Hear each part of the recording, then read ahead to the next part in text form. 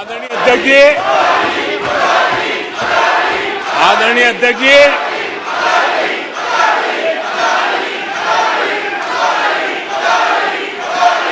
आदरणीय अध्यक्ष जी। दोस्तों नमस्कार। यह शोर, यह हंगामा भारत के अमृतकाल के वक्त का है। भारत की संसदीय राजनीति के इतिहास में ऐसा मौका इससे पहले किसी ने सुना और देखा नहीं होगा। प्रधानमंत्री नरेंद्र मोदी भाषण दे रहे हैं, सत्ता पक्ष ताल ठोकते हुए मोदी मोदी के नारे लगा रहा है, और दूसरी तरफ सामने विपक्ष अडानी अडानी कह के मोदी को ही कटघरे में खड़ा कर रहा है। लेकिन प्रधानमंत्री ने चुप्पी थाम रखी है, और चुप्पी भी ऐसी वैसी नहीं, बल्कि ठीक 24 घंटे पहले इसी पार्लियामेंट के भीतर विपक्ष की तरफ से जब अडानी का नाम लेकर और प्रधानमंत्री मोदी के साथ उनकी यारी दोस्ती के मद्देनजर जो कच्चा चिट्ठा आरोपों के साथ रखा गया, माना यही जा रहा था 24 घंटे बाद प्रधानमंत्री जवाब देंगे, क्योंकि 56 इंच का सीना जवाब देने के लिए ही हमेशा मौजूद रहता है। लेकिन पहली बार लगा कि पार्लियामेंट के भीतर प्रधानमंत्री जिस भाषण को तैयार करके आए थे, वो ये मानकर चल रहे थे कि यह देश उनके भाषण को सुनने के बाद आंखें बंद कर लेगा और खामोशी बरतेगा और मान लेगा कि दरअसल दुनिया भर में जिस बात का शोर है वो दरअसल शोर नहीं है, वो महज प्रधानमंत्री मोदी को फांसने के तरीके हैं। लेकिन बावजूद इसके जो मुद्दे कल उठे और उन मुद्दों के साए तले इस देश के भीतर में, चाहे वो भ्रष्टाचार का मसला हो, चाहे वह काले धन को लेकर सवाल हो, चाहे भारत की राष्ट्रीय सुरक्षा से जुड़ा हुआ मुद्दा हो, चाहे इस देश के भीतर में सरकार देश की संपत्ति कॉरपोरेट के हवाले करने पर उतारू हो, उन सभी बातों को बिल्कुल न सुनते हुए, न जवाब देते हुए जिस तरीके से प्रधानमंत्री मोदी ने खामोशी बरती, कई सवाल एक झटके में आकर खड़े हो गए। क्या वाकई देश के प्रधानमंत्री नरेंद्र मोदी अगर एक बार भी अडानी का नाम ले लेते तो ना सिर्फ वो सुर्खियां बन जाता, बल्कि उसके बाद कच्चे चिट्ठे खोलने की तैयारी हो जाती। अगर एक बार भी प्रधानमंत्री नरेंद्र मोदी अडानी के नेटवर्थ को लेकर और उनके तमाम क्षेत्रों में फैले हुए उद्योगों को लेकर कोई सवाल कर देते, तो उसके बाद परिस्थितियां इस देश के भीतर में राजनीतिक तौर पर पलट जाती। तो शायद ये एक आसान तरीका है कि उस दिशा में देखो ही नहीं जहां पर अंधेरा हो। यह सवाल इसलिए क्योंकि राजनीतिक तौर पर जिस भाषण को तकरीबन 1.5 घंटे तक प्रधानमंत्री मोदी ने आज अपनी उपलब्धियों के खांचे तले रखा, उसने कई सवाल भारत के भीतर मौजूदा आर्थिक स्थिति से लेकर सामाजिक और राजनीतिक परिस्थितियों तक में खड़े कर दिए। राजनीति साधने में माहिर प्रधानमंत्री मोदी ने कांग्रेस पर यह कहकर निशाना साधा कि हमको याद आता है दुष्यंत कुमार की गजल की 2 लाइन, और जो प्रधानमंत्री ने कहा पहले आप उसे सुनिए। तुम्हारे पांव के नीचे जमीन नहीं, कमाल है, फिर भी तुम्हें यकीन नहीं। प्रधानमंत्री यहीं रुक गए। लेकिन आज हमें लगता है कि उसके बाद की 2 लाइनों का जिक्र करके ही हमें उस कच्चे चिट्ठे को खोलना चाहिए कि आखिर प्रधानमंत्री ने अडानी का नाम भी क्यों नहीं लिया, एक शब्द अडानी को लेकर क्यों नहीं बोला।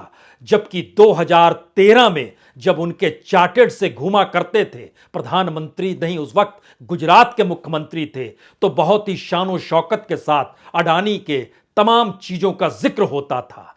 तो जो बात दुष्यंत कुमार ने पहली 2 लाइन में कही कि तुम्हारे पांव के नीचे जमीन नहीं, कमाल है, फिर भी तुम्हें यकीन नहीं, तो उसके बाद की 2 लाइन है, मैं बेपनाह अंधेरों को सुबह कैसे कहूं, मैं इन नजारों का अंधा तमाशबीन नहीं।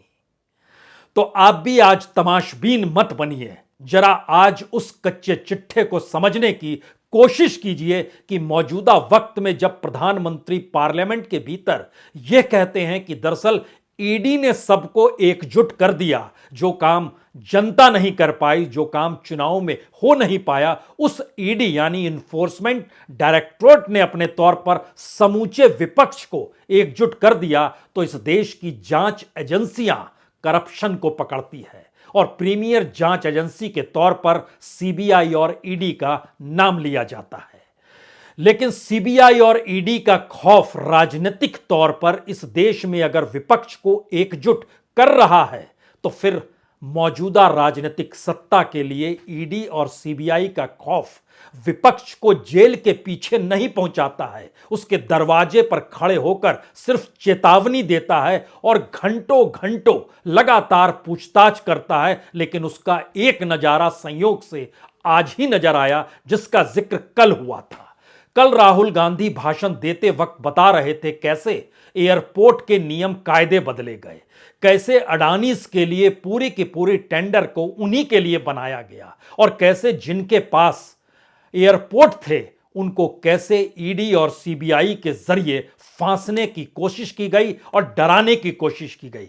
जिन बातों का जिक्र हो रहा था उसका एक कच्चा चिट्ठा आज उसके आगे से सुनिए।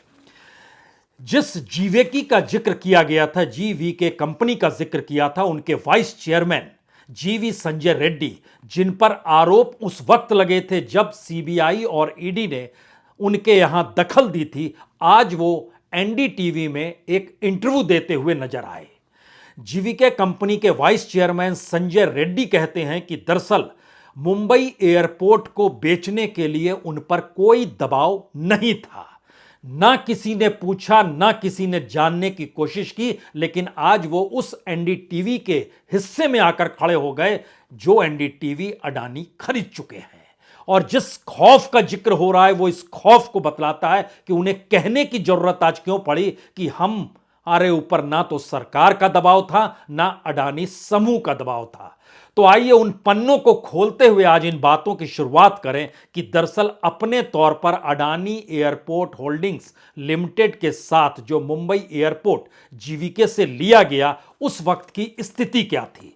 जो बात संजय रेड्डी ने कही, उन्होंने कहा कि 10 बरस पहले उन्होंने कर्ज लिया था, तब उन्होंने बेंगलुरु का एयरपोर्ट अधिग्रहित किया था। यह उन्होंने किया था 2010 में और उनका कहना था कि कर्ज चुकाना बाकी था, पैसा था नहीं।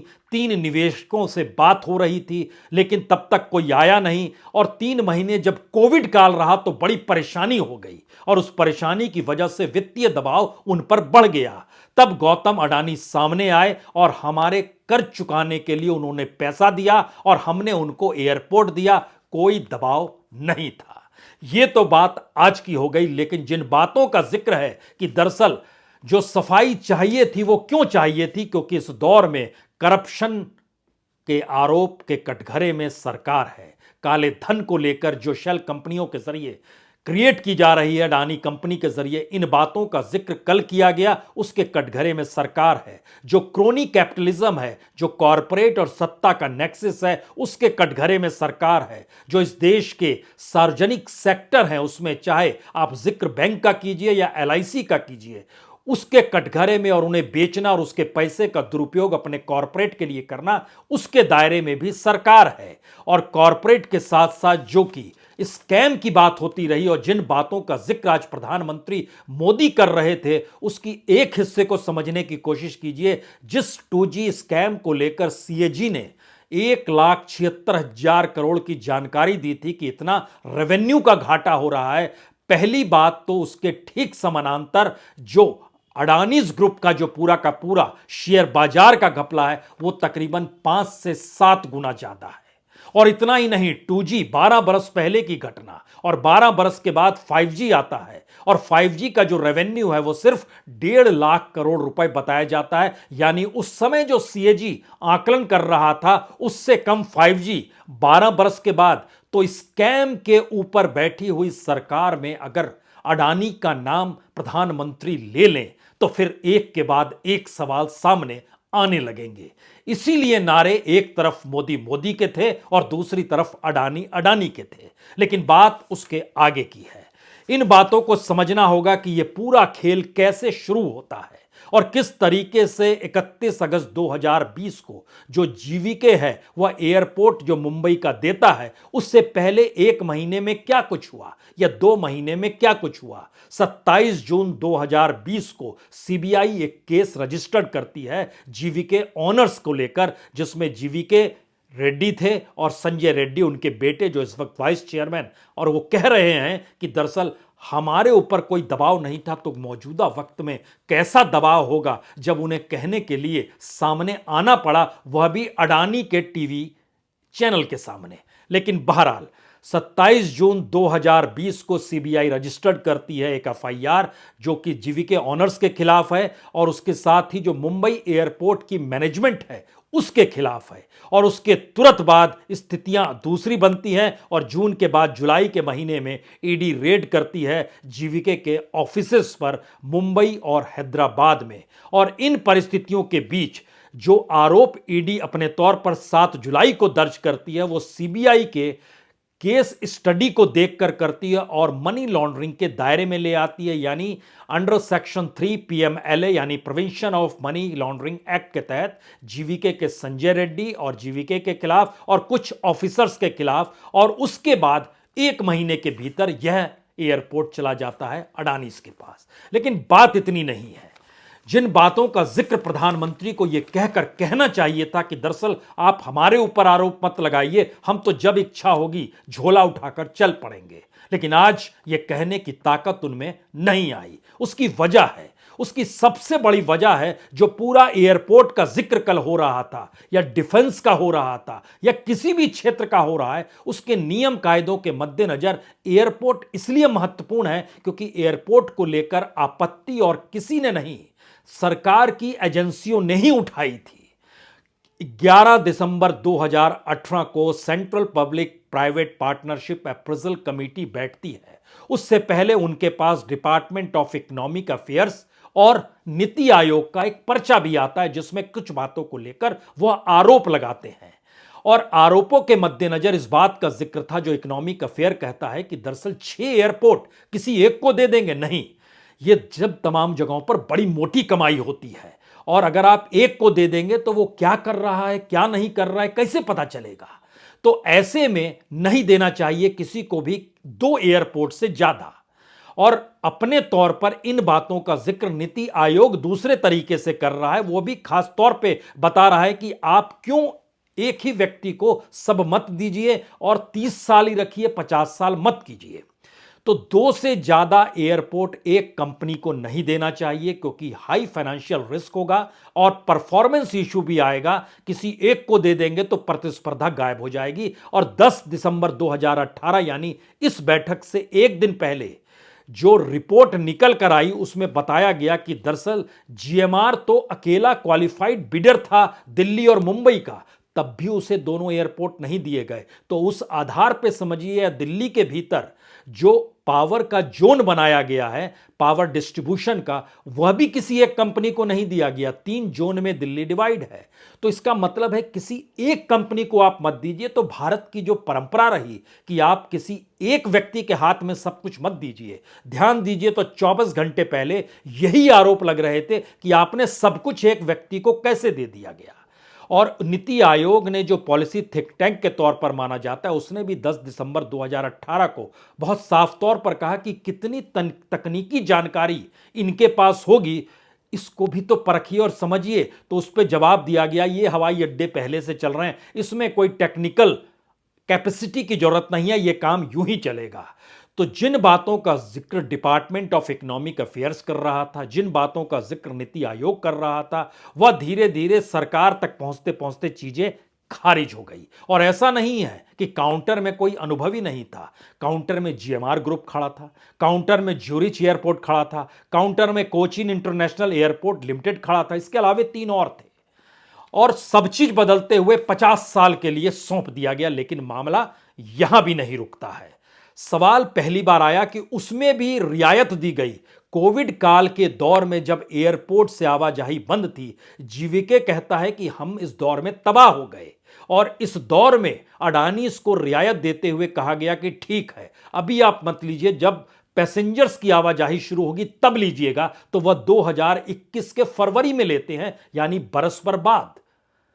यानी सारी रियायत किस रूप में कच्चे चिट्ठे के तौर पर सामने आकर परोसी जाती है, यह उसकी एक मिसाल भर है। अब यहां से सवाल शुरू होता है सबसे बड़ा, जिन बातों का जिक्र किया गया था कल की प्रधानमंत्री के साथ जिन रिश्तों का अडानी के साथ है, तो प्रधानमंत्री आज अगर अडानी का राग या अडानी शब्द भी जुबान पर ले आते तो समूची दुनिया परखना चाहती क्या वाकई अडानी का पूरा अंतर्राष्ट्रीय तौर पर जो पूरा मामला है उसके पीछे क्या प्रधानमंत्री मोदी तो नहीं है।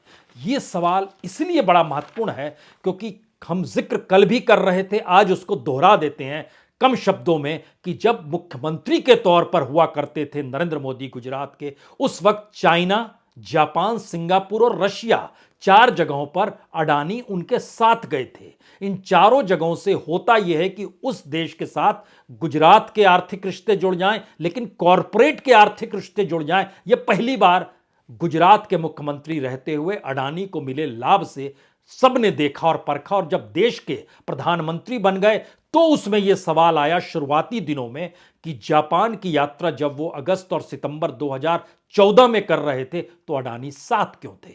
अमेरिका के दौर में जब सितंबर 2014 में यात्रा कर रहे थे तब अडानी साथ क्यों थे।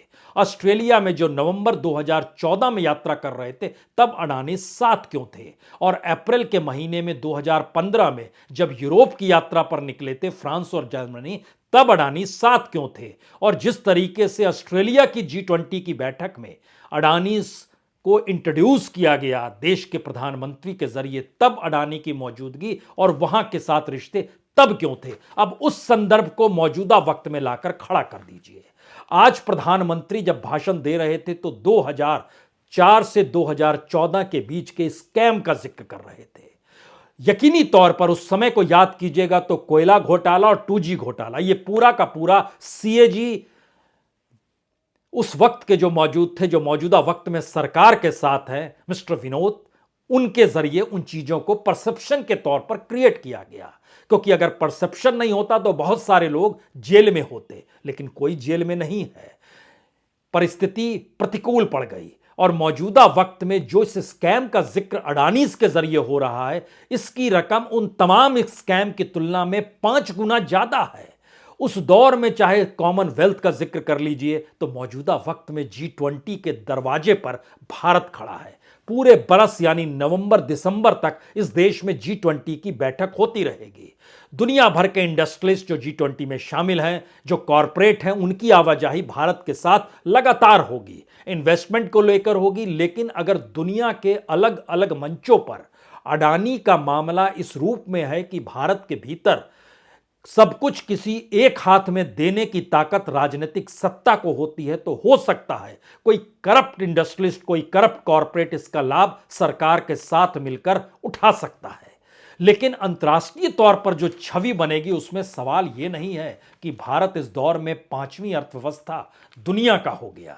जो IMF की रिपोर्ट आई है, हम उसका भी जिक्र बाद में करेंगे, कभी बताएंगे आपको स्थिति एक्चुअल क्या है दुनिया के बाजार में भारत की इकोनॉमिक कंडीशन को लेकर। लेकिन बड़ा सवाल यह है कि जो आरोपों की फहरिस्त है वो दरअसल 9 बरस पहले जिन आधारों पर सरकार बढ़ी थी उससे हटकर है। हटकर मतलब करप्शन सीधे सीधे अगर नजर आ रहा है और जो आरोप लग रहे हैं तो उसकी जांच का ऐलान क्यों नहीं होना चाहिए।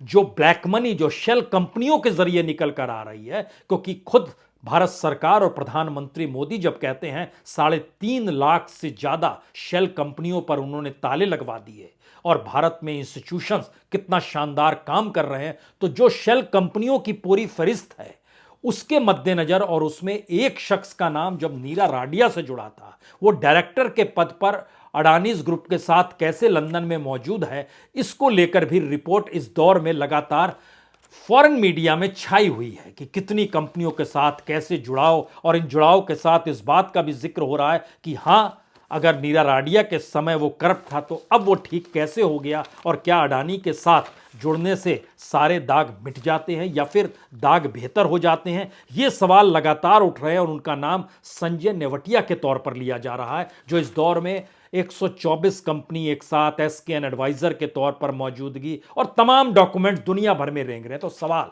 सिर्फ इतना है कि मसला सिर्फ अडानीज का नहीं है। अडानीज के पैरेलल और समानांतर में भारत की राजनीतिक सत्ता को कटघरे में पार्लियामेंट के भीतर विपक्ष ने खड़ा किया है और पहली बार भारत के प्रधानमंत्री किसी जवाब से बचते हुए उस तरफ देखने को ही तैयार नहीं हैं और अतीत के उन काले पन्नों को उभार रहे हैं जिसके आसरे मौजूदा वक्त की कालिक उनको साफ दिखाई देने लगे। यह कैसे संभव है? क्या यह संभव है? यह सवाल इसलिए महत्वपूर्ण है क्योंकि कल तो 50 मिनट का भाषण हुआ था और आज 1.5 घंटे का भाषण हुआ है और 1.5 घंटे के भाषण में लग ऐसा रहा था कि या तो ये किसी चुनावी रैली का भाषण है या फिर लाल किले के प्राचीर से दुनिया को अपनी उपलब्धियों और सरकार की उपलब्धियों को बताते हुए अपनी गौरवमय तरीके को बताने की दृष्टि से दिया जा रहा भाषण है। लेकिन जिस दौर में पार्लियामेंट के भीतर जब कटघरे में सरकार को खड़ा किया गया तो क्यों नहीं कार्रवाई? अगर वो तमाम आरोप झूठे हैं तो क्यों नहीं विपक्ष को लेकर कार्रवाई करने की दिशा में सरकार बढ़ गई? क्योंकि राज्यसभा में जब आज चर्चा हो रही थी तो कहा जा रहा था कोई भी शब्द बोलिए तो उसको आइडेंटिफिकेशन उसकी होनी चाहिए, यानी वो पुख्ता सबूत के तौर पर रखा जाना चाहिए, तभी उसको मानेंगे। लेकिन ऐसी परिस्थिति में पार्लियामेंट के भीतर हमारी टीम ने इस दौर में परखने की कोशिश की कि प्रधानमंत्री द्वारा लगाए गए जो पार्लियामेंट के भीतर जो आरोप हैं, इससे पहले के नेहरू से लेकर मनमोहन सिंह के काल तक में, उसको लेकर कोई पुख्ता सबूत रखने की स्थिति में सरकार नहीं आई और ऐसे आरोप तकरीबन 21 हैं, 21। और आज की तारीख में जैसे ही अडानी शब्द आता है वैसे ही जुबां पर, विपक्ष के जुबां पर मोदी शब्द क्यों आ जाता है, या मोदी शब्द आते ही अडानी शब्द अगर आ रहा है तो फिर वही बात। जिस 140 करोड़ लोगों का जिक्र प्रधानमंत्री मोदी ने आज पार्लियामेंट में भाषण देते वक्त तकरीबन 1 दर्जन बार किया और एक बार भी अडानी शब्द नहीं जुबां पर लेकर आए, तो क्या ऐसे में अब 140 करोड़ लोगों को तय करना है और समझना और समझाना है कि दरअसल करप्शन हो, ब्लैक मनी हो, इस देश के भीतर की मुफलिसी हो, गरीबी हो, महंगाई हो, उसमें सरकार की उपलब्धियां क्या मायने रखती है, या सरकार की उपलब्धियों का ढोल ही सब कुछ मायने रखता है? शायद भारत के राजनीतिक इतिहास का ये अमृतकाल है, जिस अमृतकाल के भीतर आरोप कुछ भी लग जाए, वो कितने भी बड़े क्यों ना हो, लेकिन उस दिशा से आंख मूंद लीजिए और बाकी काम मीडिया कर देगी और मीडिया जहां हाफेगी वहां पर काम एजेंसियां करने की शुरुआत कर देगी और फिर भी राजनीतिक तौर पर खेल खेलते रहिए कि दरअसल चुनाव जीत रहे हैं ना तो जनता साथ खड़ी है। और यही सच भारत के भीतर करप्शन को लेकर, ब्लैक मनी को लेकर, महंगाई को लेकर, बेरोजगारी को लेकर और कमोवेश हर मुद्दे से जुड़ गया है कि जब जीत रहे हैं तो फिर हमारे ऊपर आरोप कौन लगा सकता है, और अगर कोई आरोप लगा रहा है तो हम उस तरफ देखेंगे भी नहीं। इस परिस्थिति में संसद भी आ जाकर खड़ी हो गई। बहुत बहुत शुक्रिया, बहुत बहुत शुक्रिया।